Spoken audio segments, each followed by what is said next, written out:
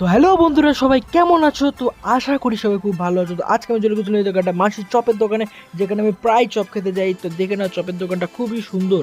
আর এই চপের দোকানে একটা স্পেশালিটি হলো যে এখানে কাঠের উনুনে, মানে কাঠের জালে আর কি রান্না করা। দেখতে পাচ্ছ ঝুড়িতে অনেক রকমের চপ রাখা আছে, আর মাসা ওখানে চা খাচ্ছিল। আর আমি ওখান থেকে নিয়েছিলাম একটা স্যান্ডউইচ, কারণ আমার স্যান্ডউইচটা খেতে খুবই ভালো লাগে। তো আমার স্যান্ডউইচটা এখন নামানো হচ্ছে। তো স্যান্ডউইচটা নামানো গেলে আমরা ওখান থেকে খাওয়া হয়ে গেল। আর খাওয়া হয়ে যাওয়ার পর আমি একটু মাঝির সাথে গল্প করি, তো একটু গল্প টল্প করছিলাম, মাঝির সাথে বলছিলাম কেমন কি চলছে ব্যবসা। তারপরে আমি চলে গেলাম ওখান থেকে একটা সোডার দোকানে, কারণ তেলে ভাজা খাবারটা সোডা না খাওয়ালে না পেটটা কেমন গুড়গুড় করে। ওই জন্য তাড়াতাড়ি সোডা খেয়ে নিলাম একটুখানি। তারপর আমি সোডা খেতে থাকি। আর তোমরা ভিডিওটাকে সাবস্ক্রাইব করো। Bye bye. তো হ্যালো বন্ধুরা, সবাই কেমন আছো? তো আশা করি সবাই খুব ভালো আছো। তো আজকে আমি চলে গেছিলাম এই দোকানটা মাসির চপের দোকানে, যেখানে আমি প্রায় চপ খেতে যাই। তো দেখে নাও, চপের দোকানটা খুবই সুন্দর।